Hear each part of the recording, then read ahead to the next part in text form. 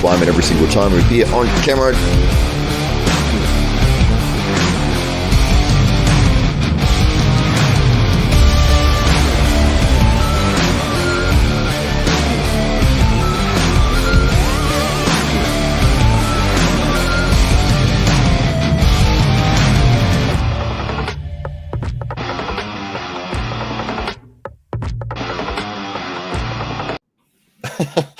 Hello, ladies and gentlemen. Welcome to Matt Connelly Live. This is Matt Connelly, surprisingly on my own show.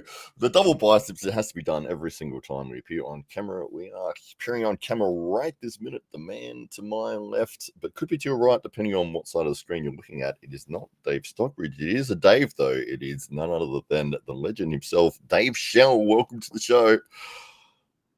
I have to say that we never start off our 98 programs with a double bicep shot.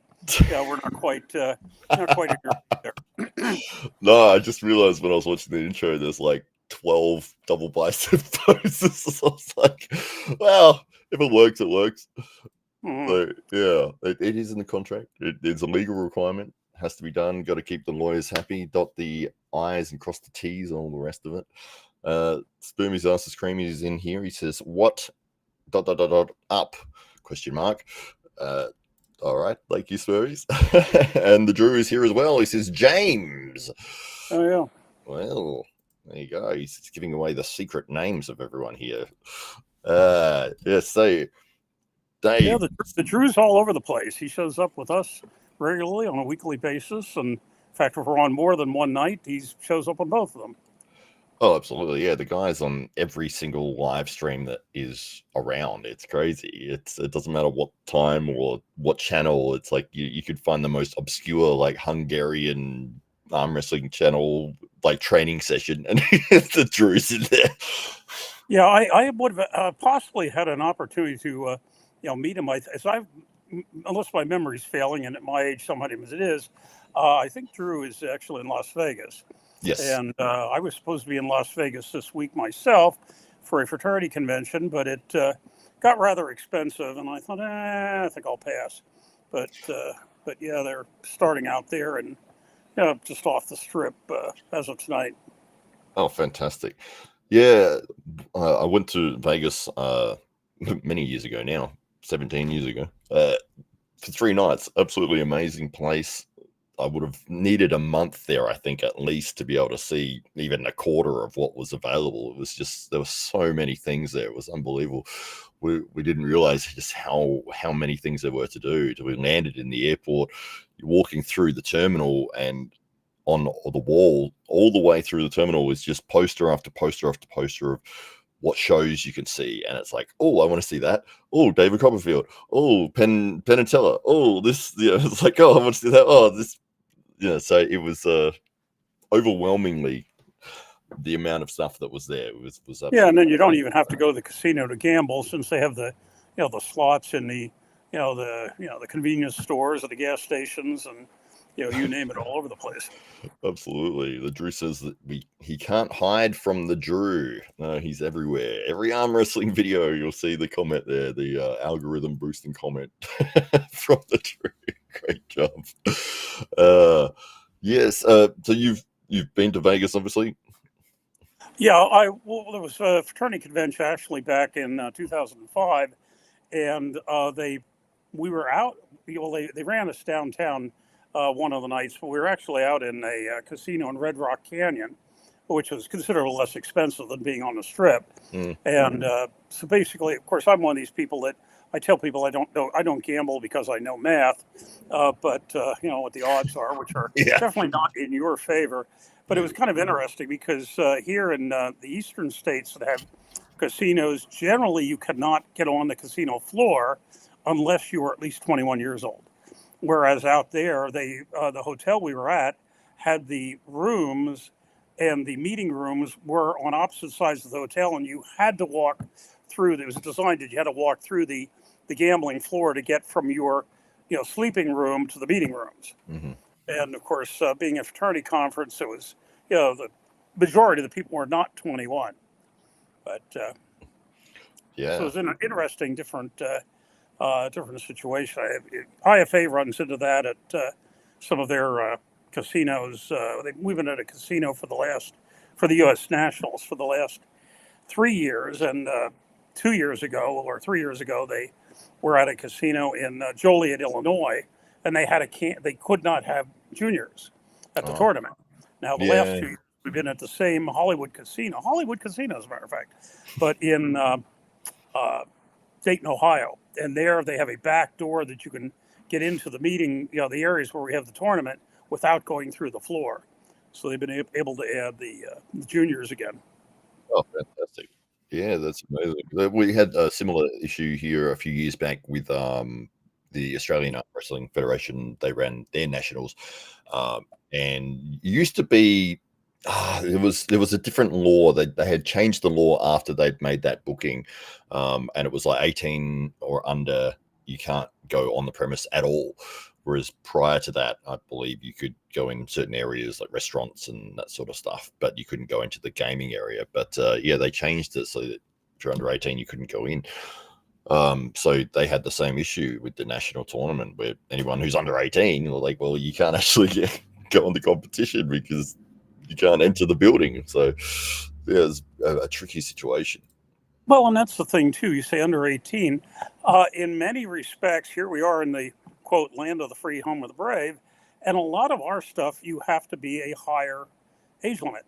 Like we're virtually, except for some of the Muslim countries that don't have alcohol at all, we have virtually the highest legal alcohol drinking age in the world.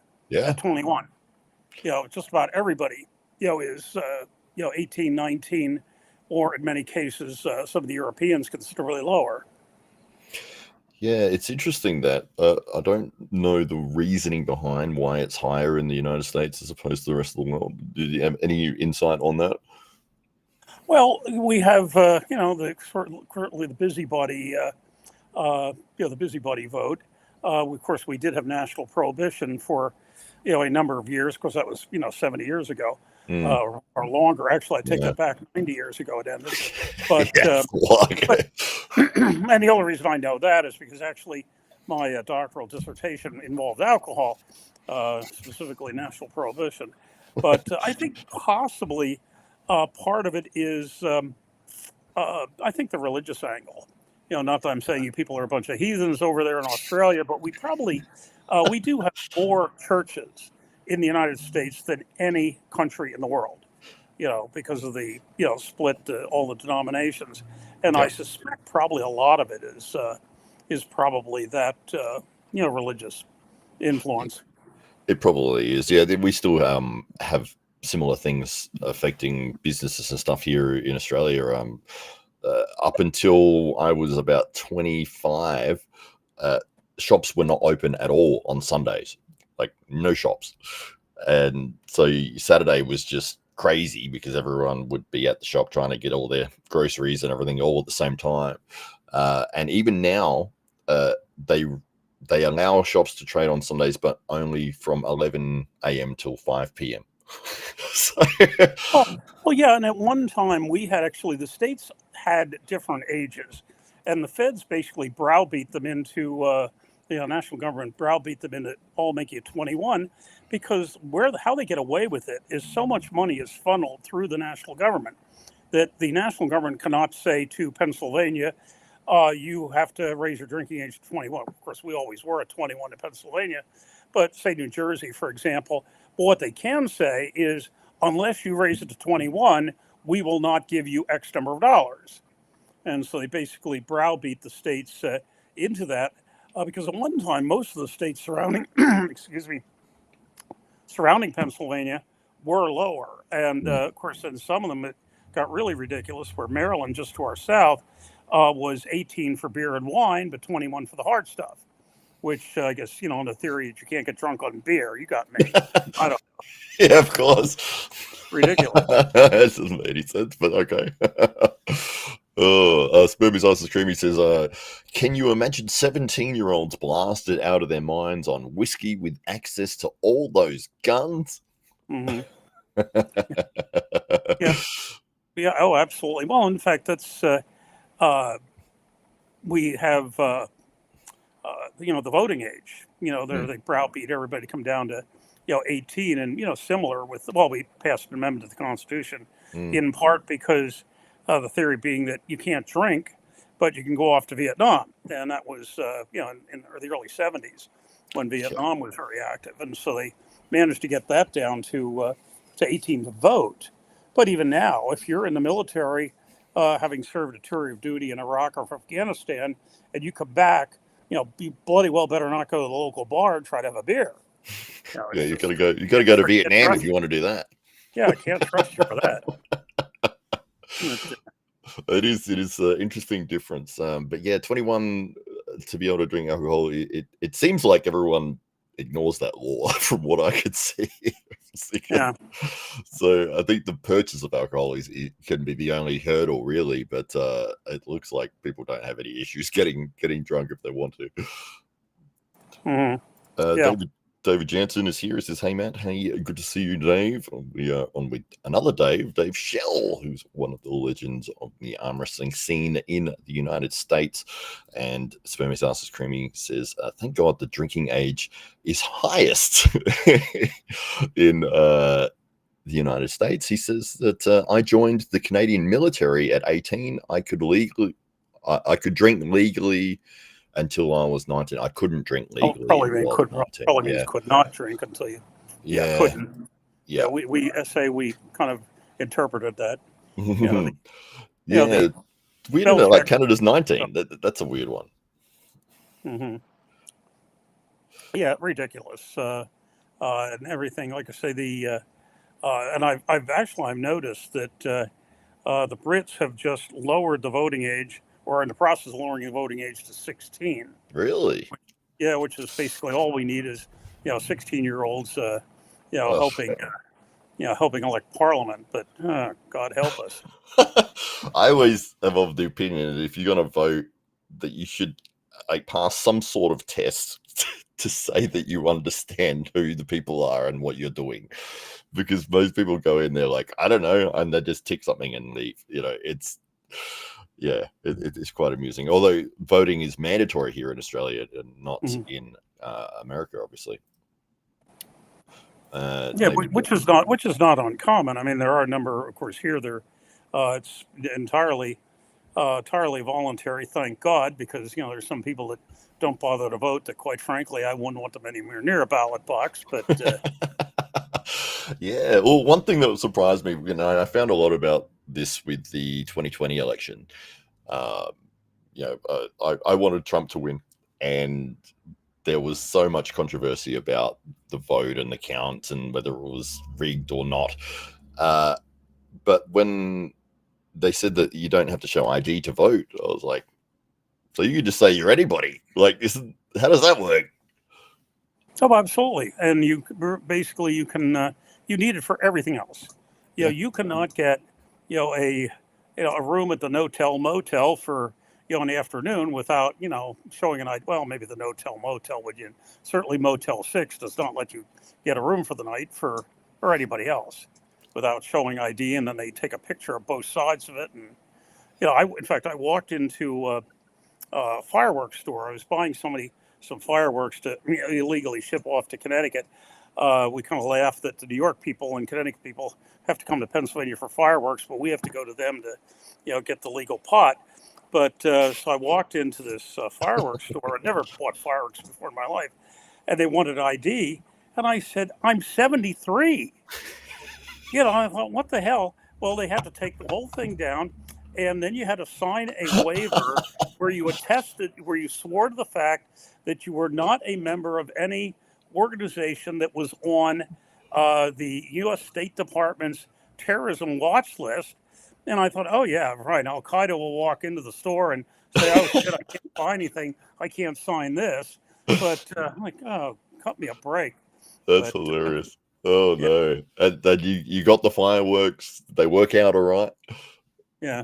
Yeah, yeah. So I finally got them, but they had to write everything because I swore that, no, I'm not a member of a terrorist organization.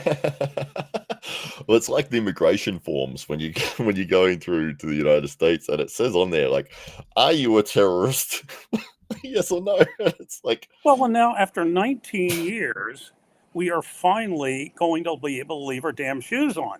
Oh, Yeah, they finally come to the conclusion that, I mean, one joker tries unsuccessfully to light his shoes on fire, 19 years ago, and all of a sudden, 3 gazillion people are taking their shoes off, at every airport in the country, and God help us, but it's amazing.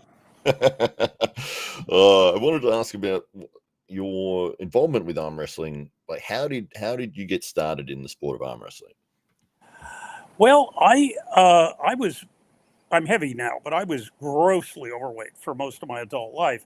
In fact, I figured you'd probably ask this question, so I did some translating. And basically, for about until I started losing weight, which was about 10 years ago, I had been over uh, 400 pounds, which for your Australian listeners is 180 kilo, for half of the previous 30 years. And I had not been under 350, which is to say 160 kilos for the last 25 years.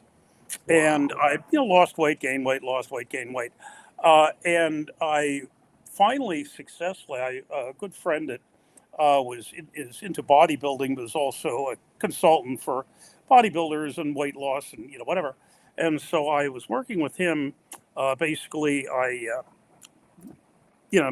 managed to lose the weight, or the weight was coming down, and he said, you really should have an athletic goal or an athletic activity as well. And it's like, now I was in my 60s at that time, and I had I have no coordination with anything that involves a ball, kicking it, hitting it, throwing it, whatever. And of course, that's 85% of the sports in the world. And then did I mention I hate cardio? There's another 10%. So what's left over? And I had looked at powerlifting for a while, but I have a screwed up left shoulder, and I figured, that and balance issue, then I'll never be good at this. And my honest answer, when people say, how did you get into arm wrestling, is I, honest to God, do not know what put it in my head. Oh. I'm very glad it did. Most people will say, oh, I used to, arm wrestle on a bar, or I saw these videos of Devin Larratt or whatever. And I did not. I, honest to God, don't know what suggested it to me. But I started looking for something in the area. Well, I was back, 2015.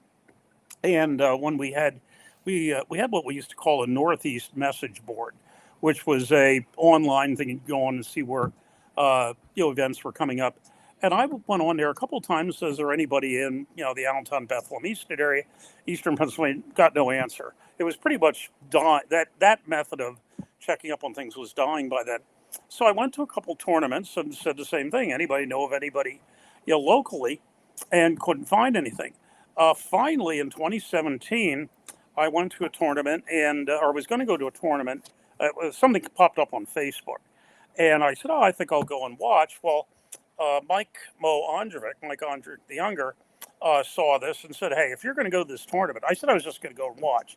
And he said, if you're going, I want to, come over and, show you some stuff, safety stuff. So he threw his table in the back of his truck, came over to a school playground near my home, and we spent about maybe 45 minutes, half of which was just bullshitting. He was showing me how not to get out of position and so forth. So I was going to go to this tournament with him and once again just watch. And people said, oh, no, you can't watch, you have to show up and and participate. So I said to him on the way out, I said, am I an idiot for doing this? And he said, well, no, if they have a novice, you're not really. And I had never been on a table at all. Never been to a practice, never, been, I'd gone to 2 tournaments and, watched, but, other than that, nothing. Nope, no training whatsoever. And so I went to this thing and I noticed as this is going on that the promoter who's doing the announcing is using amateur and novice interchangeably. And I thought, okay, wait a minute, what's going on here? So he, when it came to my turn, he called me up to the table and I said, I thought I was here for novice. He said, well, this is it. And it just kind of blew my mind because, it took me a minute to get and I tell people, not that I was scared, but I was just, my mind was blown. And I'm really glad in a way that I didn't understand what was going on, because if I had, I might have, the prudent mode might have kicked in. And I might have said, gee, I'm not sure I want to do this without having gone to a practice. But so I pulled, and I only pulled right arm because I knew so little about it that I had I have a screwed up left shoulder, and I didn't know how it was going to affect it. Mm. And so I, pulled 1-0-2, and the first round. I mean, I actually have a video for the first time I ever stepped to a table, and it's wretched. The guy that I pulled, in fact, was also pulling pro that day. That was the last time he'd ever pulled amateur, and so I was absolutely wretched, and lost to him, and then was called up for the second time, and the up ref was Tim Bresnan, and the Oh, down ref was Megan Elizabeth. oh. And Megan said to me, "Have you ever done this before?" And I said, "Once, 5 minutes ago." So she made damn sure that Bresnan, knew that this was the first time, pretty much the first time I ever stepped up to a table. So, but I enjoyed it, and later found some local people. But now, of course, I'm wander all over the place. This is my main activity now. Is Yeah. is arm wrestling. I'm still, after 8 years, I still suck at it, but Don't we all? well, my problem is I am not nearly strong enough for my weight, which is still supers. But I what's weird with me is where I have never had newbie pains, and I do not get sore. I do not get the muscle or tendon soreness. My soreness, so I'm taking the Tylenol, it's for the arthritic. I have bone on the left shoulder, and I've had both knees replaced, and I'm waiting to get the hip done. One part at a time. But no. Soon you will be RoboCop. Yeah, I'm getting there. Like I say, one part at a time. Fantastic. Carolyn Looms is in the chat as well. She says, Matt, you look like the 98th franchise. Let's go halfway around the world, farthest reaching, friendliest movement, 98. Thank you, Carolyn. Always good to see you. She says, I didn't know that Megan Elizabeth was East Coast Beast. East Coast Beast Coast? Yeah, oh yes. Megan is local here in the Lehigh Valley. She and John are usually a team for refereeing. Megan's not pulling anymore, but she broke her arm some years back before I knew her.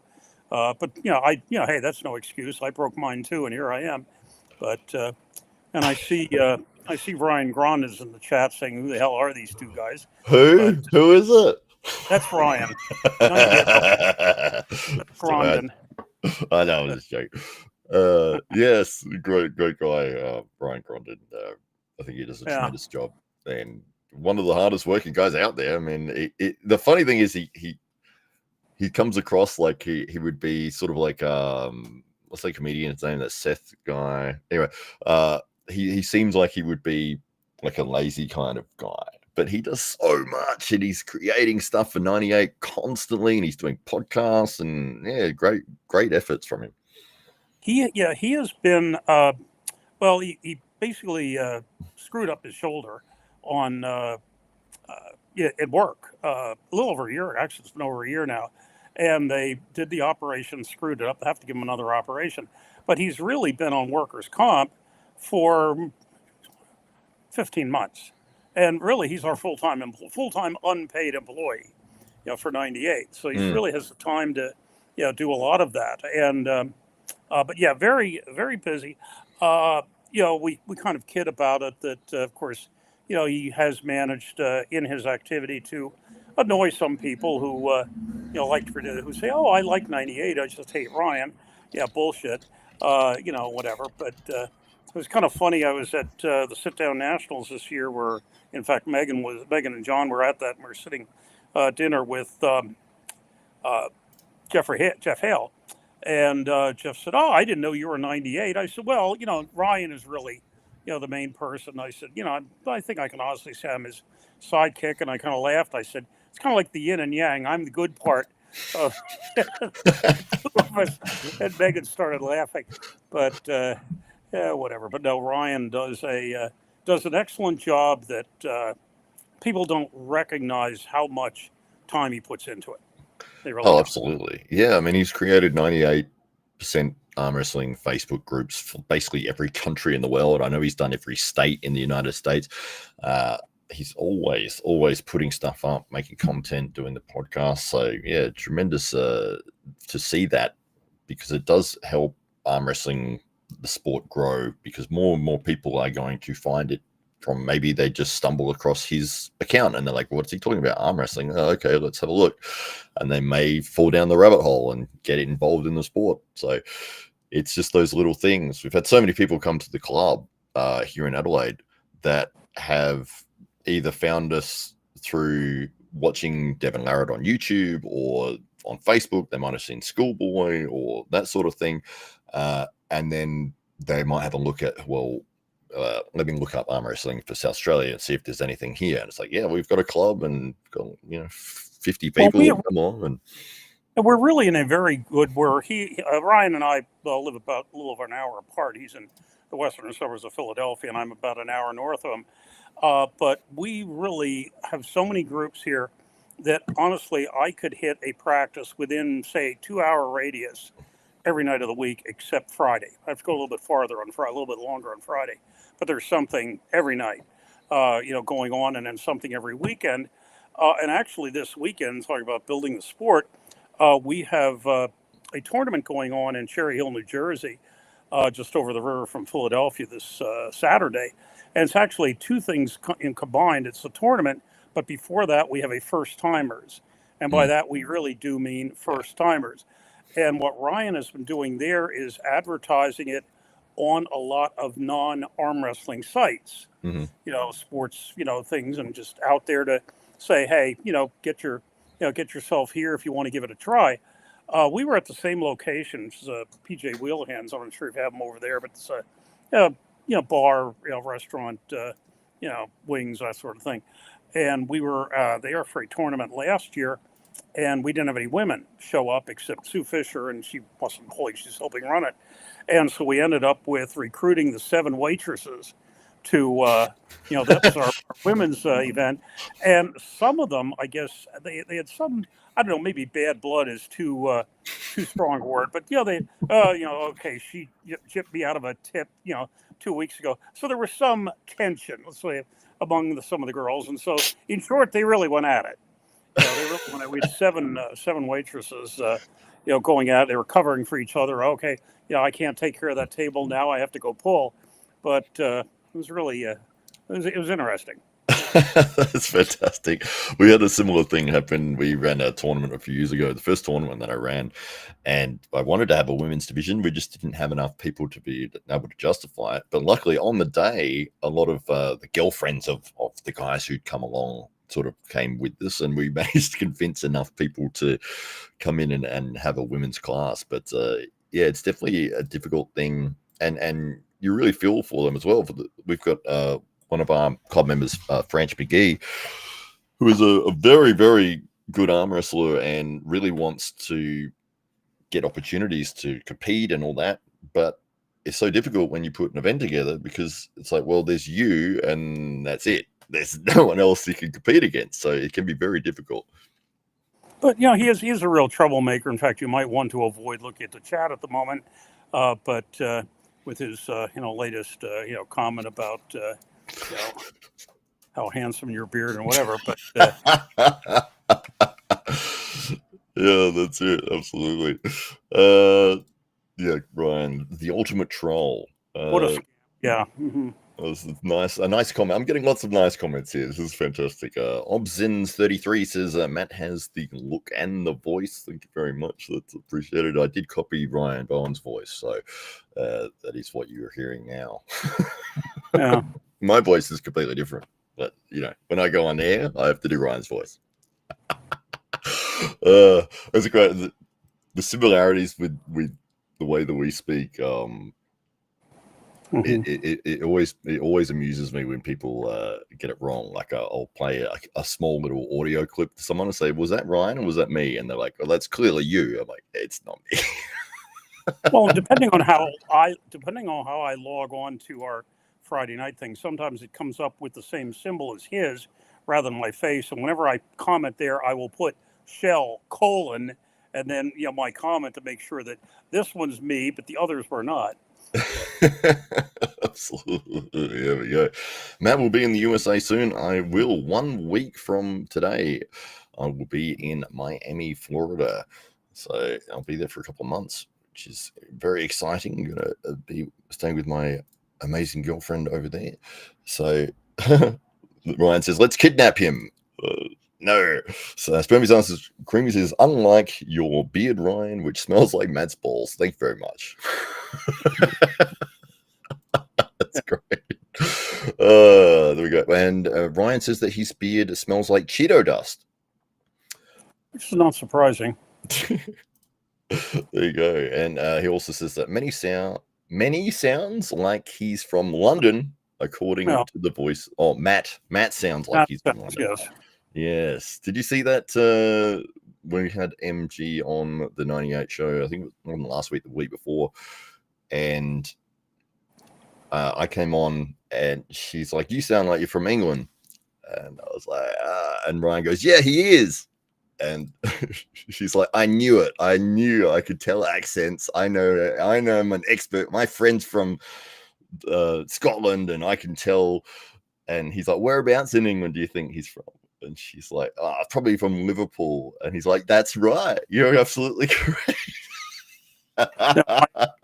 Unfortunately, no, I missed that one, but I would possibly last weekend. I was actually, it ended last weekend, ended very early. I was at a fraternity event in northwestern Pennsylvania, and by the time I got done with the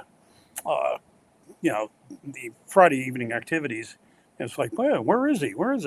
They must have gotten off the air very early. But yeah, I had the same thing. Yeah, Saturday afternoon for me is your Friday night, and normally I'll log in and you guys are on for like 9 hours or whatever. And I logged in and it was finished. I was like, oh, it's only like a 2-hour show or something. So apparently, ran out of things to things to talk about, I guess. Oh, okay. Yes, it was. It was hilarious. It was fantastic.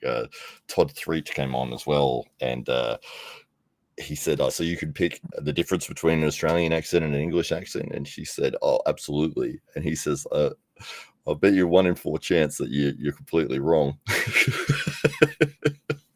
Well, and then, of course, from, what was it, My Fair Lady, Professor Higgins, and about the, 17 different British accents, which maybe 17 is a little bit much, but certainly there is somewhat of a variety. But much more so where I gather Australia pretty much have, 2 basic accents and really more class-based than geographic-based, where, in the United States we have the different accents pretty much geographically spread out, Southern New England, Pennsylvania German, and so forth. Have you always lived in Pennsylvania? Yeah, I had a job briefly in Maryland, which if I would have known it was going to be as brief as it was, I never would have moved there. But no, except for about a 3-month period, yes, I've always been in Pennsylvania. Oh, okay, fantastic. And obviously, if you've been there for 73 years, it must be home. You're very familiar with and comfortable with everything that's going on around there. What is the appeal for you living there? Really, it's more inertia than anything, to be honest with you. I just, haven't had a, seen the job opportunity or whatever to, leave the area. By the way, it's now 74 years. I tell people don't swipe one from me. But no, I grew up in this part of the state. Went to school in the western part of the state, about 4 hours away, and was out there for a number of years. And actually, the Maryland thing, this is something that does not show up on my resume. I tried to find a teaching job for years. Substitute. This is back in the 70s, and nobody was finding teaching jobs, particularly not in social studies, and kind of gave up on that. And then out of the clear blue sky, I got this job offer in southern Maryland, and so I went down there, and it was just a horrible mismatch. It was a middle school, which is basically 6. Let's see, translate that to Australian. We're talking, 5, 6, 7, 12-year-olds, And basically they ran it like a big elementary school, like the younger kids, open classrooms, whatever. And it was just a horrible mismatch for me. And it went on about 3 months. I started in the middle of the year, and it was just obvious this was not working. So I had to, like, okay, what do I do now? And I had lived in Johnstown, which was in the western part of the state, and they had just had a flood in a couple of years earlier, and the economy was in the toilet basically. So I ended up back where I had grown up, which I didn't expect to, come back here in the eastern part of the state, and thought, okay, what do I do now? And ended up going to a vocational technical school, and because a friend of mine said, oh, why don't you go into something technical rather than you're not getting anywhere in the academic? And so I took welding and machine shop, see if I liked either of them. Absolutely despised welding, liked machine shop, got into a training program there and was in a machine shop for a while. And I thought, gee, there might be more of a future in electronics. So I got an associate's degree in electronics and worked in a factory for 20 years. Bell and Howell, we made high-speed mail inserting equipment that a bank or insurance company or whoever might buy to, ship all the bills. Of course, that's, everything's pretty much going by, electronically these days. So I really don't know if the business would be around anymore anyway. But in 2001, they decided to lock us out. We had a local independent union, and I was an officer of that, and or had been, and they basically decided to, throw us out the door and proceed to bankrupt the company. And so basically, I thought, okay, what do I do now? And I started a graduate degree years before, so I finished that and I went on to get my doctorate in history. And if I would have known that I was not going to get a full-time job there either, I probably wouldn't have started it. But once I started, I was glad I finished it. But I joke that I actually have 4 degrees and haven't had a full-time job in 25 years. So, which is true. I ended up in teaching history at a couple of community colleges, part-time, and part-time, which is where the professor bit comes from with the arm wrestling nickname, because shortly after I started, one of the promoters said, if you don't have a nickname, we'll give you one. And I thought, what the hell is this, the WWE or what? But we came up with Professor because I was, as I say, teaching at a couple of community colleges. And a member of my team, I don't know if you know Dennis Cockle, who's known as Hot Rod, said, since my last name is Schell, I should have been Professor Shell Shock. And I said, no, 2 reasons. Number one, it won't fit on the shirt. But I said, number 2, shell shock, as you may know, is what they used to call PTSD after World War I. And I said, if we go with shell shock, the way everybody gets their panties in a bunch about everything these days, somebody's sure to say, oh, you're disrespecting the veterans or some such shit. And so I said, no, we'll just stick with Professor. Thank you. That's where that came from. But well, it's fitting. It's a good nickname. I love giving nicknames. I love the fact that people have nicknames in the sport of arm wrestling, and I think that it really does help remember somebody, because it's so easy to remember the nickname as opposed to, if you got John Smith, it's like, okay, well, there's fucking a million John Smiths out there. But if you've got the Professor or the Viking or the engineer or whatever, it's like, you can be like, oh no, I like that guy. Yeah, no, it's the Viking. Yeah, I love that dude. Well, there's very few professors out there in the sport. I mean, there's lots of flashes and quick pinner and whatever the heck, but professor, not so much. Absolutely, yeah. Well, usually, like when somebody comes into the club and they have a match, and I always, because I film the matches and edit them and put them up, I try to give them a nickname, and it will be something related to their personality or something that they do on the table or what, so like Tyler Harrison, I've called the Hitman because he just loves to just hit from anywhere and everywhere. The engineer, he was building a lot of his own equipment. The Viking, he looks like the Viking, so it's just all those fun little things. And sometimes you just cannot think of. I remember looking at lists of like UFC fighter nicknames because I could not think of one for somebody, and I was like, man, I'm like, the assassin, no. The executioner, no. Oh yeah, you sound like you're the John Blutarski of arm wrestling, from Animal House. Your Delta Tau Chi name is Flounder, And so why not? But, Yes. yeah.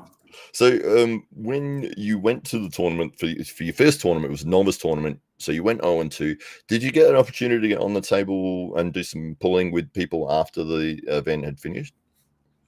The first one, no. No, I did not. I did. That came, shortly after. There were a couple groups there from, an hour in this. Like I said, we really didn't have much in the Allentown area, but there was a group an hour this way, hour that way, hour. And so I, basically could go, to them, but it just. But I really did not that day. Like I say, I wasn't driving, and once when we were pretty much done pulling, it was out. But I got into it shortly thereafter, and it was kind of funny because, like I say, I said the word novice has to be the most flexible word in the English language, because here I show up, I pull novice, I'm pulling somebody's also pulling pro. Well, then I hear that there's actually going to be a tournament at the New York State Fair in September. This was June, late June. Well, Labor Day weekend, the first weekend of September, they are going to actually have a beginners, event. And so I said, okay, good, I'll go to that. And I was told, well, no, you don't qualify. You've been in a tournament. Yeah. And I said, no, wait, let me understand this. I now have 10 seconds worth of experience.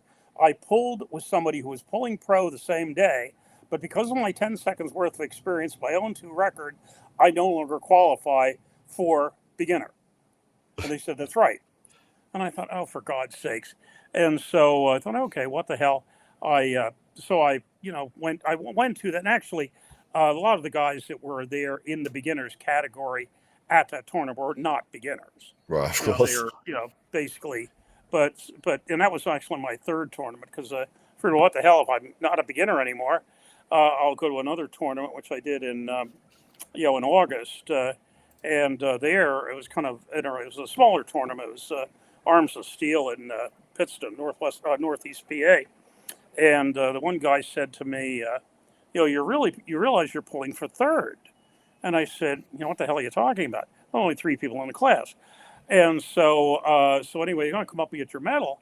And I said, I can't get that. I said, damn it, I went 0-2. What is this? I don't, whatever. And they said, bullshit. You stepped up to the table. Anybody else could have been here. You stepped up to the table. You were there. They weren't. Come up and get the damn thing. And so I go, all right, fine. So since my attitude has been, I take them, but I don't brag about them. And as a result, for being in all these small master's classes, this is absolutely, God's honest truth, I have more medals than I have career wins. That's how bad I am. Ryan may claim to be the worst arm wrestler in the world, but he's several hundred points above me in the Erie system. Of course, the only reason for that is, even though he's and whatever the hell, he's never won a match, but he's like 400 numbers above me, because he doesn't pull it often. It's only been a handful of tournaments, whereas I've like 100 and I'll pull. I go and pull everywhere, but and of course lose to people who have rotten records. And so I actually left arm isn't that. He's kind of in the middle of the pack, but my right arm, super heavyweight right arm, I am dead last in the Aries on the Aries chart. If you want to see where look at 243 plus, go all the way to the damn bottom, and as what's his name, Corey Miller said, he didn't know the numbers could go that low, and he just wanted to find the system. But Oh no! Do you know what your win-loss record is off the top of your head? Yes. Well, I actually give me half a minute. Sitting here, I've kept a spreadsheet, which is of course I kid about the spreadsheet, but yes, as a matter of fact, I just have to pull this up. It's essentially I have like a 6% win record, but let's see. As of right now, at this very moment, left arm I am 45 wins and 395 losses. Wow, that's pretty right good. arm 14 wins and 465 losses for a total of 59 and 860. Wow, that's a lot of matches. Yeah, 59 and 860. That's over it's since, like I say, starting in 2017, and I've now actually been in 100 and well, I have 146 events, but probably a good 20 of them at least, maybe 30 of them, I was working brackets. But I'm well over 100 tournaments that I have competed in. Wow, I don't know if I've met anybody that has competed that much. 800 matches. That's insane. Wow. I think my record is something like 5-17 or something. Like 5 wins, 17 losses. See what I have. I tell people I'm horrible as a competitor. I'm much better as a training partner because, like I said, I do not get sore, and I don't. And for whatever reason, I don't gas out. People have kind of joked that we should do a muscle biopsy to see why. Either I clear the lactate rapidly or it doesn't build up, because I can go to a practice and at the beginning of the practice, there's other people there that I'm not even close to. 2 hours later, I can nail them because it's like the parallel lines where they start here, I start here, but after a while, the lines cross. So they start fading, and after a couple hours, I can hold them. But so, you just got to show up to practice late. yeah. You come in with half an hour to go. That's your window. I tell people I'm a pulling dummy, and they say, "Oh, you're not a dummy." I said, "No, it's like a tackling dummy. It's always there. You need somebody to pull when everybody else is saying, 'Oh my God, I'm too sore. Oh my God, I'm blown up.' Hey, I may be weaker than you, but I'll be at the table whenever you want me." So you've attended the tournament to start off, and was it from there that you were able to find like a practice that you went to and started to learn technique and all the rest of it? Yeah, let's just say there were a couple that were maybe an hour and a half in each direction, and actually about that time, the Dennis hot rod that I mentioned at Mike Ondrevik that I was talking about, it was just the three of us for a while at Dennis's place, and Dennis, that was like I say by the fall of 2017, and then when I went to my fourth tournament, which was in October. I, very conveniently took some time off by breaking my arm, my left arm. And so, and people at that time, they used to say, don't turn away from your hand. Watch your hand, watch your hand, watch your hand. I was staring right at my hand when my arm broke. Mm-hmm. And, but I was doing a flat press. Now, why was I doing a flat press? Well, because the person I was, pulling with on a side table was also new. We didn't know what the hell we were doing. And I don't know how or why that my arm was out too far, but basically I snapped the the humerus, left humerus, and they took me down to the local hospital. It was at Harrisburg. Actually, it was at the same location of my first tournament, the Sons of Italy near Harrisburg, and took me down to the hospital, and sort of the standard question we show up. What's your, pain? Scale of 1 to 10, what's your pain? And I said, 2, maybe. And so we sat there. And the guy that took me down said, he should have told him it was an 8. They would have had you in by now. Yeah. And they decided that they just set it, splint me and let the surgeon at home, since I was about an hour and a half away from home, a surgeon in my home area do it. And by that time, of course, they had me on a morphine drip or something. But it was kind of interesting because they had what I would call a low-power X-ray. I don't really know what it was called, but I could watch them put on the screen, watch them put my bone together. Oh. I was watching the bones, the two parts of the bones, move to line it up. Right. Clamp it. So that kind of got me out of that for a while. But then, like I said, by that time, Dennis actually left town. John Brown showed up, and when John showed up, he said, I usually like to practice 4 times a week. And we were generally doing 3 for a while. But since then, and like I said, there's somebody within, within distance to, for a while there before COVID, I was alternating 4 or 5 a week because this was my main activity. We had our local practice on Sunday and Wednesday. Philadelphia was about an hour away, was Monday. Team Beast Mode, New Jersey was about an hour hour and a half away. That was Thursday. And then there was another one that ran alternate Saturdays. So if I didn't have a tournament, I'd either be 4 or 5 practices a week, and keeping me out of trouble there. And wow, 5 a week. That's insane. You're lucky that you haven't got that soreness that you get. I do 1 a week, and it takes me like, we do it Sunday night, and it's not till like Thursday before my arms are not sore anymore. Yeah, well, and then John had said something about when he was in New England, there were a lot of practices fairly close together there, and he had so many practices in so many days, whatever. And I was like, okay, I can beat that.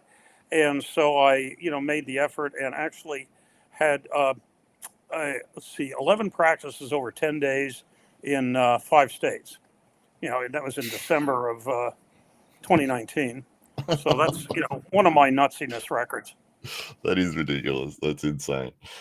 When the arm break happened after the recovery period, were you hesitant at all getting back on the table? No, I really didn't. I now have stainless steel in it. I mean, so that arm's not going anywhere. But in the left humerus. But no, I was actually the doctor said, yeah, you can do anything you want with your right arm. And so what I was doing, I didn't want the folks at the gym to think I was dogging it for a couple months. So I actually went into the gym, was lifting with my right arm when my left arm was still in the sling before they put it back together again, just so people they could see that I was semi-crippled. And the one trainer said to me, "You're a psycho," but he was smiling when he said it, so I said thank you. But no, I was lifting heavier than I had before the break within about 4 months. Wow. And then I was competing with the other arm in 5 months. I waited 10 months to compete with the arm that had broken. And as I said, stainless in it. The surgeon was a little bit nervous because he had lots of football injuries and falls and so forth. I was probably his first arm wrestling arm break. And so he really wasn't that familiar with the the twisting motion. He wasn't I was so he really wasn't sure how soon I should get back to it. He would have liked me to stop for about a year, and I said, well, how about 10 months? He said, oh, it's better than 6. So I had my first competition with that arm in about 10 months after I broke it. But no, I really didn't have a fear of getting back on the table at all. So when you went back to that tournament 10 months later and put the left arm up on the table, it was like it wasn't even a thought in your mind or it was not a concern? No, it really wasn't. I will say this. What I did do is this was back when, for a while there, I did get out of super heavyweight. Gained some of it back, but I kept most of it off.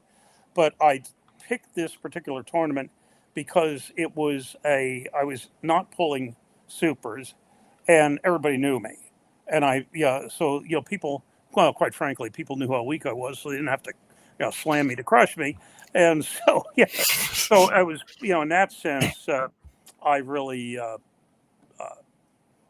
but no, so I probably picked the tournament for that particular reason, but as the first one, but no, I had no hesitation, like, oh crap, I was not holding my breath when I pulled with it for the first time. Of course, I had been practicing with it for some time, but not competing. Yeah, it's interesting with the difference with the United States having the ability to have the novice class and the professional class, or not novice. I give it, you got amateur and then professional.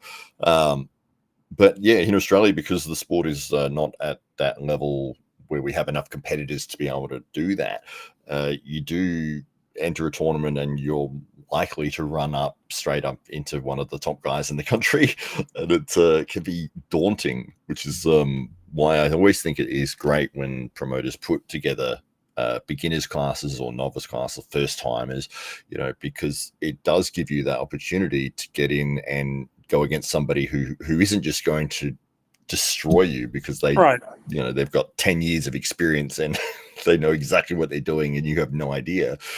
So we hear that from the people who've been in the sport for a while, because it's relatively relatively new. By relatively, maybe it's been 2 decades, but it's people have been in longer than that will constantly tell you, oh, when I started, they didn't have any novice. We had to get thrown in the deep end and all this. Like kind of like the arm wrestling equivalent of when I was a kid, I had to walk uphill to school in both directions in 3 feet of snow. Yeah. But similar. Yes, on one foot because your other foot is busy starting a business. Yeah, right. Yeah. So you got involved in the sport. You've had the arm break, and 800 matches over 100 tournaments. Absolutely incredible. How long has it been? Since 2017, so 8 years. Right. So you're almost competing every weekend then. There's something almost every weekend. Last year, I've been getting into more of working tournaments, working the brackets. I obviously refuse to be a referee. I will not be a referee. But I'll do brackets. But no, in 2024, I was at 24 events, but I only competed at 10 of them. Okay. The other 14 were running brackets. Yeah, it's fantastic that you do that. So tell us about that system, and how did you get involved with doing brackets? Was it just somebody said, "Hey, can you help me out?" Or a guy named some of our listeners will have heard of Nitro, Tom Simcoe, we had a small tournament. It was actually on a Thursday night. It was kind of an odd situation where we had a small, pretty much amateur only tournament at a bar up in northwestern Pennsylvania for charity. Nitrous, said, he wanted me to, do the brackets, and they set them up, and showed me how they worked on paper at that time. Now since then I've switched over to Corey Miller's, very good Aries system, and do it all on the computer. But started there and did it pretty much. Yeah, it was a small tournament, so I was able to do it by myself. But there's a couple different promoters that I do. Well, I do ours generally. Do most of the '98 tournaments, but also there's maybe 2 or 3 others that I do on a fairly regular basis. Just started out on paper, and then actually I still have all the paper brackets. I have a portfolio with paper brackets in my trunk at all times. So even though I'm now doing them on the computer, just in case the computer takes a shit, I want paper there. Or sometimes, like somebody will want to get into the class after you start, and if you have just barely started, you can do that without too much trouble. Yeah. If you've had a couple matches, you can still do it, but at times it's just easier to say, look, we're going to whip out the paper bracket, do it here, and then on paper, and then after the tournament's over, I'll basically put everything where it belongs on the on the Aries system, so I can send it in. But it's just easier that way. Yeah, absolutely. I ran across this website called challenge.com, which has like a built-in bracket system. You can see it here. I'll just bring it up on the screen, but that's our tournaments that we've ran in the past. And so if you just click into one of those, you can see it. The good thing is it's accessible to anybody that has the link. So people can watch the brackets taking place in real time, like during the tournament, so they know when they're next up and all the rest of it, and who their opponents might be. It's pretty handy, and they do have a ranking system and stuff as well, but it's more for the registration side of things. But it's definitely a very, very useful free resource for anyone who's running brackets. What I like about the Aries system is it's downloaded onto your computer. You do not need an active internet line, or some of them that are you're doing it on the web. But no, and then when you buy it, it is a purchase system. Once you buy it, it's not a subscription that you have to keep paying every year. In fact, as Corey updates the software, he'll send you a new version of it. And they also have a feature on it that you can put super matches directly onto their directly onto their website. But no, it really it's it's a good system. I like it. So with the area system, so how does the rankings work? Is it similar to how they do it with chess or that sort of thing? As I understand it, and once again, I'm a little bit out of my area of expertise here, but essentially, as the results come in, if you beat someone with a higher ranking, not ranking, they don't like that word, higher rating. If you beat someone with a higher rating than yours, you come up so many points. If you lose to somebody with a, a lower rating than you, you'll go down more than if you lose to somebody with a higher rating. So it's who are you pulling against? Where is that person relative to you on the chart? And so if you're once again you go up so many points or down so many points based on whether you win or lose and whether you won or lost against somebody who is above you or below you. So the fastest way up is to basically win matches against people higher than you, and you'll go up a lot faster that way. The downside is that you get these people that absolutely that are so obsessed with their rating that they will avoid tournaments, or they'll avoid certain pullers. And somebody's Hollywood's there, I don't want to pull him, I know I'm going to lose to him, and therefore they'll either not pull at the tournament, or may even pull in a higher weight class because they know they can beat the people there. Yeah. But there's somebody in their own weight class, so people try to manipulate it, I guess is the word I'm looking for. Which, hey, and that's where I was going to say, I tell the hell, I'll pull anybody. Of course, the result is, once again, that I'm dead last in 248 plus, where you have to be careful with the ratings because they are fairly good and reasonably accurate, and some tournaments are actually getting to the point, some quarries, where they're actually grouping people not according to amateur or pro, but they're grouping people according to their rating. Like if you're between 1560 and 1660 or whatever, that's going to be one class. If you're below 1560 or whatever. Yeah. And so they're trying to get people against folks who are in the roughly the same skill level or success level as whatever. Now, where you have to be careful about it also is this is really only good for the person's, in effect, their home class. Yeah. Like, for what I mean is, if somebody pulls 198 and they decide to, pull all the classes all the way up, and they get crushed at supers. Well, they're not a super, but their record shows that they lost at super, and so at one time, the funny thing about it, at one time, right arm, was it right arm? Yeah, back before I was towards the bottom of the scale, in 242 plus. No, it was left arm. 242 plus left arm. I was my rating was several spots above Adam Wojcinski. Now, of course, Adam Wojcinski would crush you in 0.2 seconds, but because he had gone somewhere and pulled supers, and he did very well right arm, but left arm he had gone like 0-2 or 0-4 or something or other, and so his 0-2 was put him below my whatever the hell it was, my 1559, and so for a while there, it was kind of ridiculous. Since then, I've dropped enough in left arm that I'm below Adam Wojcinski. Thank you. But it was like, okay. Yeah, there's one of those things with ranking systems, is that it seems to be that those style, like the Airy style or what they use in chess, really works well over a long period of time with a lot of data.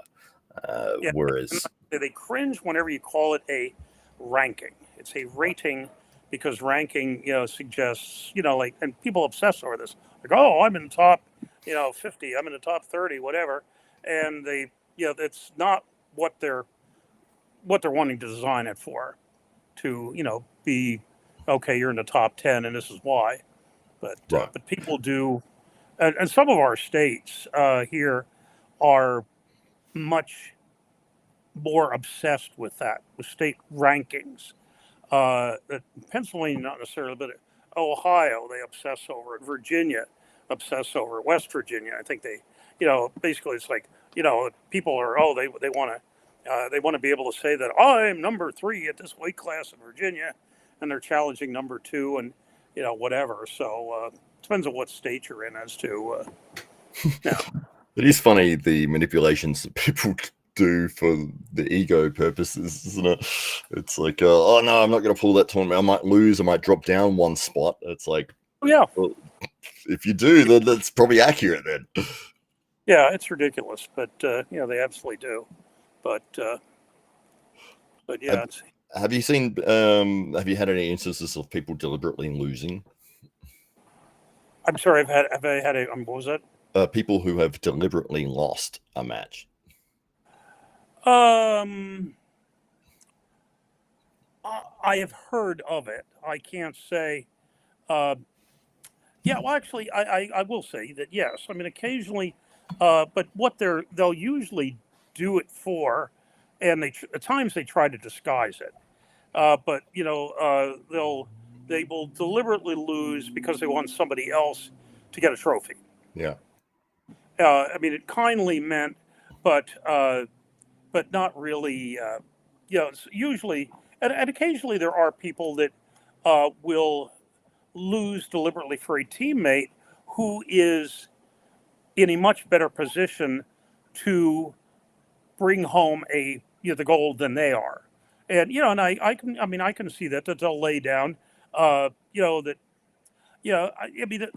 depends on what the reasoning is. I mean, I can see at times that it may be a perfectly noble thing to do, and sometimes it may be a perfectly sneaky thing to do. I have made the point with myself that I don't want any charity. I'd rather lose than I don't want people. Oh, we have to let Schell win occasionally. No bullshit. Schell's having a fun time. Without being a charity case. So, but yes, I have seen that, and like I say, sometimes it's quite frankly, it's a perfectly legitimate thing to do. I get frustrated with it. I've seen it with teammates and with not locally, but like when you're watching international tournaments and stuff like that, and guys are from the same country, and it's very obvious he's just let the other guy win to get through, or they want to manipulate the brackets by dropping themselves into the losers bracket because they have an easier run and all that sort of thing. But it can be very frustrating, and I think from the promoter's side of things, like if you put up a match like that and somebody goes up and deliberately loses, it's like it just really puts a bad taste in everyone's mouth. So, I can understand that, and you have, and here once again, maybe I misspoke, but once again, I think it depends on the reason. But I'm not disagreeing with you. The point is, what we don't want is the sport to get to a position where it becomes an exhibition and it's not a sport. Yeah. And just the perfect example of that, oh my God, I'm still cringing at it years later, is when WAL was still around and they had that match between Juji Mufu and Mike Aiello. Yes. And Aiello smacked him the first time. Yeah. Absolutely smashed him. But in the second round, it was obvious that, and the commentator, of course, is like, oh, Juji Mufu is really strong and blah, blah, blah, blah, blah. And it's talking enough to try to make it sound like it's really a genuine match. And it was about as fake as WWE. I'm sorry, it was bullshit. It was complete bullshit match. And I'm not, blaming Aiello. I don't want Aiello to show up and I don't want Aiello to show up and hit me for let him But no, I can see he played the game, and I can understand that. But that was just. I think what irritated me about that was the commentator that was trying to make it sound as though it was legit. Yes. Yeah, absolutely. Which anybody who was in arm wrestling, knew it absolutely was not. And so, because if we get into that point where we are, become an exhibition, then of course, people think they want to get into the Olympics. Hell, we wouldn't even get into legitimate sports if we become an exhibition. Oh, exactly right. Yeah, we're just looking at the footage of the match here. I want to see the second round where he. Oh yeah. So I think this is the start of it here, but is the referee, and he's allowing. Look, you can see there's no strain on Mike's face there. He's just allowed him to get through. But as you said before, like you wouldn't want somebody to do that to let you get the win. Like you haven't earned that. Like they've just given it to you, and it's like, well, if you actually tried, I wouldn't have won. So yeah, I mean, I've never cared for there's people that love the WWE and of course have been in mourning all week because of Hulk Hogan. But and when you say that basically a bunch of fake crap. And then people say, "Oh well, you should get in the ring with them." I said, "No, you're missing the point. I'm not saying they do not have athleticism. They have to. If they didn't have athleticism, when they jump off the damn top rope, they'd be killing each other. Yeah. So obviously, they have athletic ability, but when you determine in advance who the hell is going to win the match, I'm sorry, that is not an athletic competition." Right, yeah, it's entertainment. I think that's why they rebranded them. Yeah, and when they changed WWF to WWE, I was very happy. Right. That they stopped pretending they were a legitimate sport. No, they're not. Sorry. It was funny though that the wrestlers back then, in the 70s and 80s and stuff, would defend to the death that their matches were serious. Yeah. I see lots of examples of interviews of guys being questioned, like, "Is it real?" It's like, yeah, 100%. Slap the interviewer because he asked a silly question or whatever. It's yeah. So I wanted to ask your favorite moments competing in arm wrestling, like biggest wins or best atmosphere or your favorite time at a tournament. Well, that's biggest wins. I haven't had that many of them, but no. Let me give that some thought here. I mean, I really, I wish it would have asked me this thing in advance. I mean, I'm really enjoying myself, so much that. Well, yeah, one funny story I can tell you. One of the best nights I ever had. There was this character in Philadelphia area that ran tournaments at a strip club called Daydreams, and I had really a very good night at the one tournament there. Actually, one of the classes I was one of the master's classes, I came in second out of about 5 or so, which is not second out of 2, and actually won 3 matches that night. And I put up, basically had a successful night. And Alex the Russian, Bezikov, was there doing the filming. And when he put up the video for the particular tournament, it was headlined Arm Wrestling Championship at Strip Club. And the picture that you had to click on to get the video was me. Me losing to Steve Walker. And so I'm there, as you have to click on. And so I put a comment that I had my best tournament ever, best result ever in a strip club. I'm not sure I want to know why. And a guy named Oleg, what was Oleg's last name? Oleg Yefimenko from New York City wrote better blood circulation. And but so probably that, and in fact the follow-up from that, of course, we got the medals, and I have the well, actually I was second. There was another tournament, I got a third, and I had the picture of the medal on my on my phone, and it had the medal was so the name of the strip club was Daydreams, and there was a stripper, and the A in Daydreams was her spread legs with a drop panty, and the Y, no, that was the A in Dreams. The Daydreams, Day was in the top line, and that was her arms going up, like like YMCA, her arms going up, and then her legs split with the panties dropping, was the A in Dreams. And so I went to the WAL in Baltimore when they were still going, and Travis Bajan was there, and I said, Travis, I said, with all your wins and all your your victories and your awards and so forth, I said, I bet I have something you don't have. And he says, what's that? And I said, a medal with a stripper on it. And he had to admit that yes, he did not have a medal with a stripper on it, but. That's right. I just Googled it in the background while you were talking, and it is permanently closed now, the Daydream Strip Club. Yeah. So. Well, and that was before COVID, and then during COVID, of course, they were closed down, and so the girls were out of work, so to speak, and so the same promoter ran a small tournament out on the loading dock when you were allowed to do things outside, where they had a car wash. And so with these various pictures with the girls with the ass cheeks hanging out, bending over the car and whatever, while we're having the scandalous, the tournament there. But yeah, it was. I have another picture with the. In fact, I actually with these virtual backgrounds. I don't know if you can actually see things here, but you've got a photo of it. But.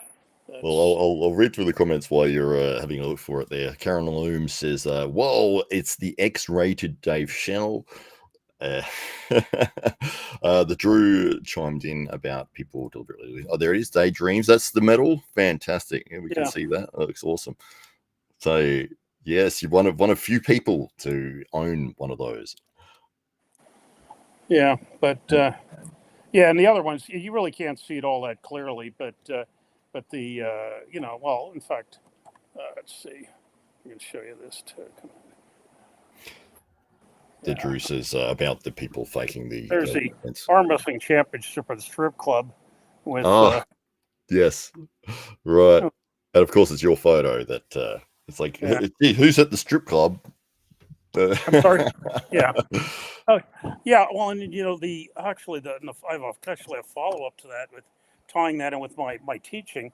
What I would do in the middle of the semester, I would hand out 3x5 cards, blank 3x5 cards. I'd hand it out to the students. I'd say, okay, look, this is your opportunity to tell me what you like, what you don't like. Halfway through the semester, instead of waiting until the end. Is there something I'm doing that's driving you nuts or whatever? And I said, I promise, I'm not going to check the, I'm not going to compare handwriting. Well, I get these, this one semester, I get these two come in, a lot of more serious suggestions. And this one person wrote, "We love you, Daddy." And the other person wrote, "You're cute." Something, okay, whatever. Well, I didn't know who it was at the time. I later discovered it's these two dudes, these two characters. But anyway, so I come back after spring break, and I said to the class, I thanked them for filling out the things. And I said that I read these, two cards to them, of course, got the laugh. And I said, I find this disturbing on two levels. Number one, I'm not cute. And number two, what the person wrote was, I write this on the board, Y-O-U-R, cute.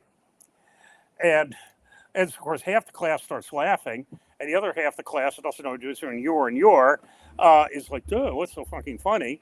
And, whatever.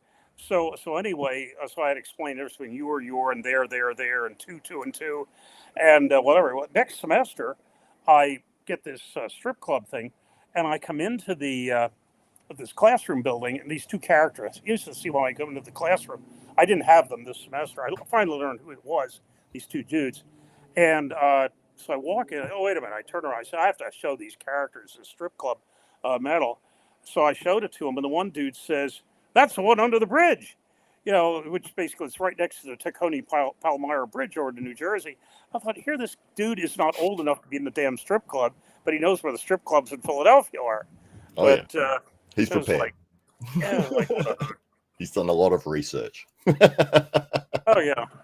Yeah, and then, actually last year sometime, the guy didn't stick with it, but one of our pullers showed up and brought a friend with him, and I walked into the practice area, and the kid says, "I know you from somewhere."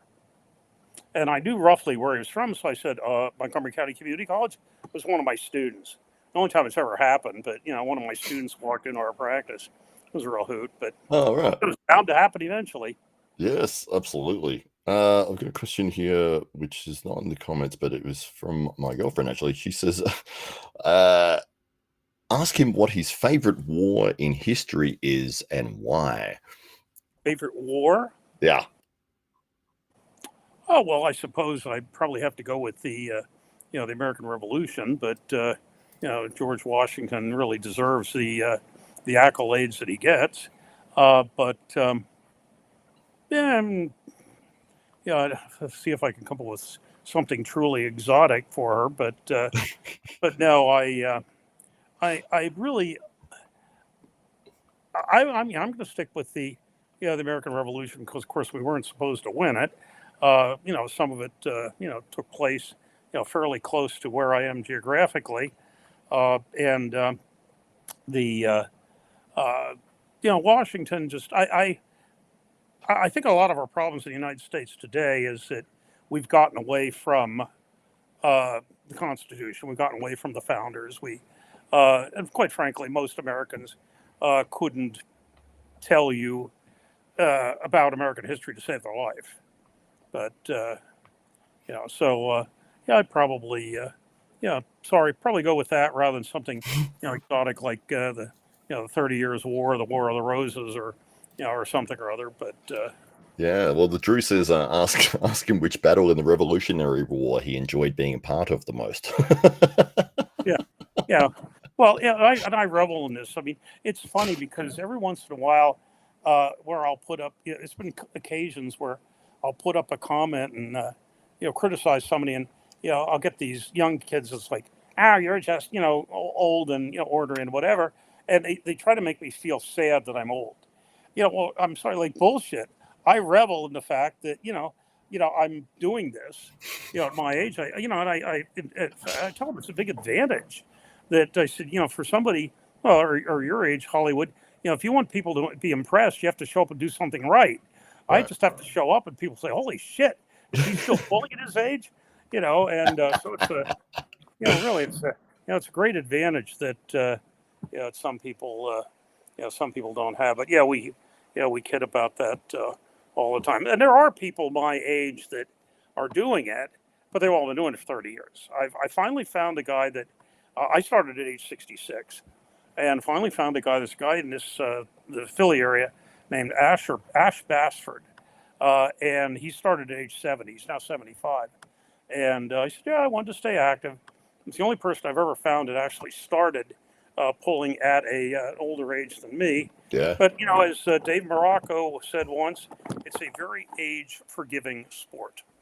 Yeah, it's weird. You think like for a combat sport or a sport where you're physically trying to overpower somebody else, it seems to be that the peak athletic careers really start hitting their mark over the age of 40.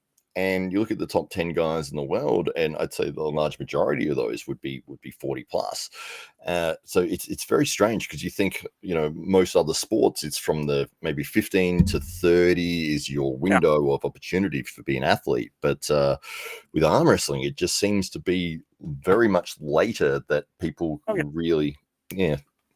Well, and then really, as far as very much later, we have a gent here in New England, Norm Devio, who is now 85 and is still going to practices and is still basically crushing people that are, a third or a quarter of his age, and basically doing, New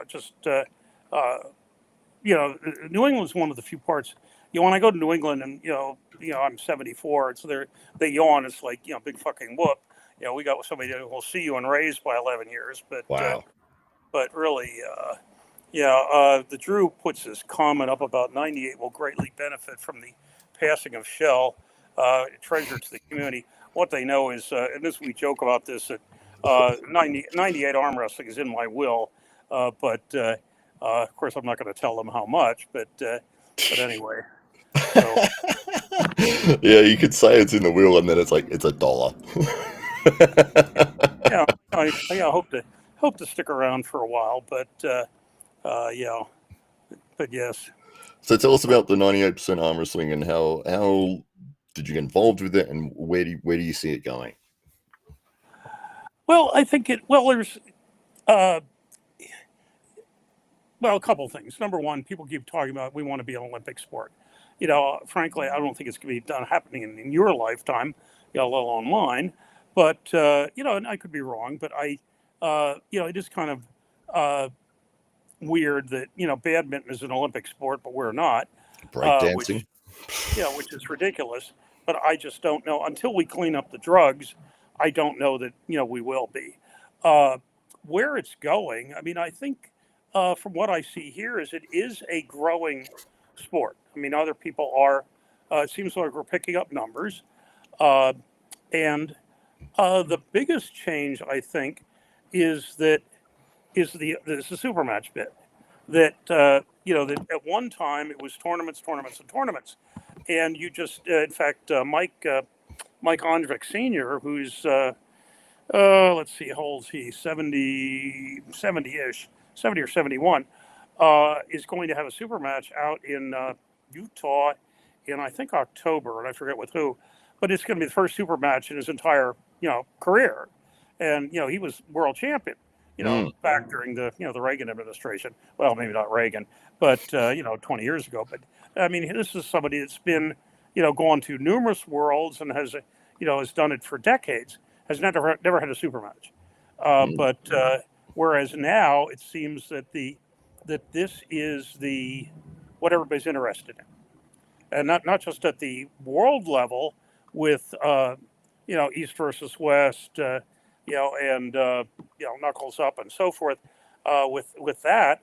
But really, I mean that's still it is an interesting comparison. Look at who's watching East versus West with who watches the WAF worlds.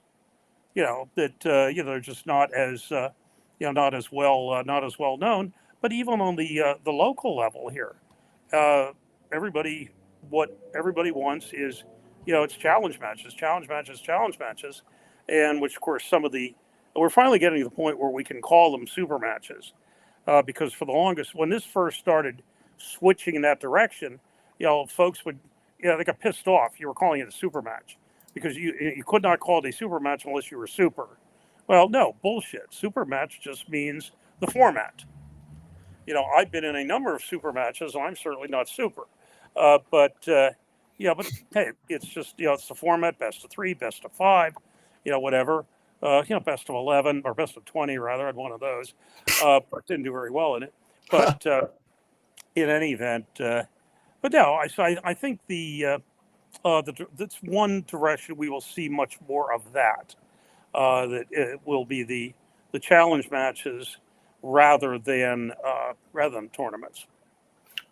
Yeah. So do you see? So 98%, obviously, the concept is that you've got your 2% of arm wrestlers, which is your elite arm wrestlers. The guys that are untouchable, and you're probably never going to be at that level unless you've got the genetics and a lot of luck and all the rest of it to stay injury free and all that. So the 98% is everyone else, everyone else who loves the sport, who's in it, but isn't going to be a world champion. Well, yeah, although as Ryan has noted, even those 2%ers, started as the 98ers, and unless they are extremely fortunate genetically or whatever, they're going to end up back at 98 eventually. No, that's absolutely correct. Yeah. Good comment here from Carolyn Looms. She says, small solo promotions thinking they are the best thing and discouraging people from other entities is disgusting. Long may 98 reign and grow small time promos trying to make a packet and outshine. Well, it is currently what she says is certainly true in that there is something going on every weekend, and sometimes 3 or 4 things in a weekend. In fact, this coming weekend, I know of in the Northeast. Now, the Northeast is, covers a fair amount of space, everything from Ohio, if you know your, U.S. geography, everything from Ohio East and Virginia North, and we have 7 events over the course of the weekend. Both there's one on Friday in Vermont, 5 or so on Saturday in various states, and one on Sunday in Ohio. And the one in Ohio on Sunday is referred to as I think it's AUSA, AUSA Ohio State Championship. And it's like, what the hell is AUSA, which we don't know. And it actually, far from being the Ohio State Championship, it's a county fair. It's the Medina County Fair in Medina, Ohio. And so it's like, I guess if you call it a state championship, you got me. But yeah, I don't know. But we have 7. Now, that's kind of an oddity to have, 7 things. But it's not at all odd to have 4 or 5 things the same day and within a couple hours of each other. And so it really, is, and they keep popping up all the time. It's just, amazing. Oh, absolutely. Yeah, the growth of the sport. I mean, you're seeing it at your level there, and we've seen an enormous explosive growth here in Australia. When I started, there was 3 of us, and now we've got 50 active members, and people coming along, new people coming along consistently. When we put our AWE events on, we have a lot of support from a lot of people around the country, and people make flights and everything to come along and attend the events, which is, almost unheard of maybe 5 years ago. So absolutely incredible. The Drew has a comment here. He says that, Dave, you will always be super to me. Yeah, actually, the next comment from the Drew kind of squares with Drew. I did say to Matt earlier when he asked me earlier today if I do this, and I said, is there anything in particular you want me to prepare for? But I said, if not, that's okay. I can bullshit, extemporaneously, without any difficulties. Well, there you go. The Drew says, Matt, invite Dave on whenever you need to fill some time. He's an expert at that. We love you, Schell. Yeah, in fact, I was at the fraternity conference 2 years ago where they gave me an award. They wanted me to, make some remarks, like 15 minutes or so. I said, okay, fine. I could do that. Well, the guy that was speaking before me was the national president and was reading a speech. And he turned the page, and the pages must have been out of order. He was just flummoxed. And it's like, oh, what do I do now? And there was one of the staff members was following along on the speech on his phone. So he handed him the phone, and so he could continue. Well, I got up there and I started out by saying, you can tell that David, this guy's name is David Cohen, so you can tell David is not an academic, teaching, because when he turned the page, he just would have kept on talking. I said, you'll note I do not have any notes in front of me, and I didn't. I went on for 15 minutes, just telling the story I wanted to tell, but.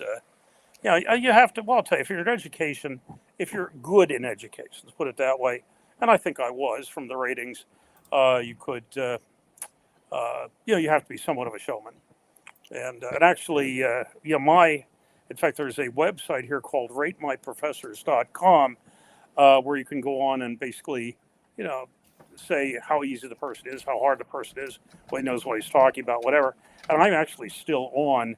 The website for Montgomery County Community College, at least last time I looked, even though I haven't been there for 4 years. So, I'm out there on, anybody wants to see what the kiddies thought of me, it's basically out there. But well, there it is. You can see it on the site right there. Yeah. Absolutely good. Amazing to see that. Carolyn Williams says, is that the diner event that Paul Italia ran last year? Sure exactly what she was referencing there. Maybe something we were talking about earlier. Wrestle the iconic Schoolboy. Actually, I did get to grip up with Schoolboy. They came in, his brother came to a practice. Had to be about, I think it was actually at the very beginning of COVID, like 2020. And of course, everybody and their brother wanted to pull Schoolboy. I usually, leave the, the good people alone, because there's, people far stronger than me want to test themselves against him. But Alex dragged me over to, grip up with Schoolboy, and of course by that time he was pretty well spent. But so yeah, that was smashed him. Yeah, but yeah, no, so I did actually get to grip up with him once. Yeah, I'm not sure I want to go anywhere with that. Drew's comment about same skills that Trump has, no notes needed. Well, no, except I think I'm a bit more consistent in what I say than El Presidente. He tends to do some 180s at times that would give you whiplash. Of course, quite frankly, I've said some of my Puller friends that are now pissed off at him for not releasing the Epstein files, that they've done some 180s. I said, hey, you got to be careful. You swing 180 on Trump that as fast as you did, you could end up with whiplash. But yeah, generally, I think you can probably imagine the arm wrestling demographic was generally not the same as Kamala Harris's. I'd say Oh, absolutely. Well, we might look at generally a wrapping. Trumpite organization. No, that's fair enough. Yeah, absolutely. Yeah, we might look at wrapping it up here. And what have you got upcoming? What's the next thing for you for Dave Schell? Well, I say this coming weekend we have a tournament in Cherry Hill. Normally I would do brackets, except Mikey Oliva is bringing a group up from Florida to New Jersey, and I think he's going to be doing a lot of the brackets. So I might actually be competing, believe it or not. Which whatever. So, and then the week after that is actually no tournament scheduled in the Northeast. It was astonishing. But there is a group is running in Virginia, running something called the Backyard Brawl, which is a major practice picnic barbecue, which I will go much farther for practice, because like I say, I can pull for 3 hours instead of going 0-4, but standing around for most of the day. So if any of you Virginians want to beat up on the old guy, I will be at the Backyard Brawl in Ruckersville on the 9th, and see, the week after that is West Virginia State, so I'm going to go to that and compete. Week after that, I'm running Arms of Steel in Northwest PA, or Northeast PA, at the Pittston Tomato Festival. Yes, they do have a tomato festival. They used to have tomato battles, but they found that it was too many people were getting splattered bean by tomatoes, so they don't have the tomato battles anymore. But we still do have arm wrestling at Arms of Steel. And so, like I say, the next 4 weeks, there's very seldom a weekend that I do not have something scheduled. Yeah, well, you're very heavily involved in the sport and helping out wherever you can and promoting the sport, and you do a tremendous job. And I tell you, people tell me that thank you for what you do for the sport. And I say this, and I mean this with absolute sincerity. You are doing more for me than I'm doing for you. Because I said, if I was not doing this, what would I be doing? And what I would be doing is I'd be sitting at home on the couch watching Law and Order reruns and getting ready to drop dead. And a lot of people after they retire, and because the only gainful employment I have now, I do taxes during tax season, which is in the United States is January through basically February through April, and so I do about 45 returns a year. And actually, I got into that by when the previous employer said it basically locked us out. I was going to school then, and I thought, what can I do to collect? But since it was lockout, we were allowed to collect unemployment compensation, and it wasn't considered a strike under, labor law. And so I said, what can I do to make these bastards pay me unemployment 2 years in a row? And essentially, what I needed to do is once you ran out your unemployment claim, which at that time ran for 26 weeks, you had to get a job, make at least 6 times your weekly benefit rate, and then get laid off again. And this was in June that they threw us out. So I thought, what sort of job can I get that I can get a job, make at least 6 times my weekly benefit rate, and be guaranteed that by next June I'll be laid off again? Well, H&R Block on the 16th of April, as soon as tax season is over, they throw everybody out the door. So I did that and collected off the swine for 2 years while I was going to school. You've gamed the system very nicely. Yeah, so I can tell you how I got into taxes. I can't tell you how I got into arm wrestling, but I can tell you how I got into doing taxes. Oh, fantastic. Well, thank you so much for coming on the show. It was great to be able to chat to you without having 6 other people interjecting and interrupting. But every time I've seen you on the 98 show, you might be telling something quite interesting, and it's like, I wanted to hear more of that. So yes, really appreciate you coming on the show for us.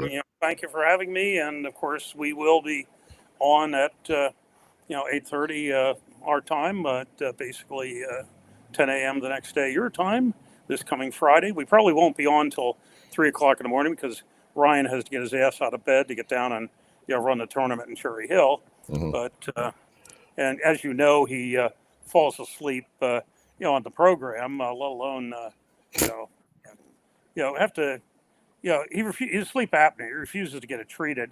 And seriously, there have been some times where I have talked him home. Where we've been coming home from a tournament, and I've said, Ryan, keep talking, whatever. Otherwise, he'd fall asleep behind the wheel. And indeed, his phone ran out the one time, and sure enough, he scraped the barrier about a couple minutes after he got off the phone with me, because he, whatever. But thank you for having me.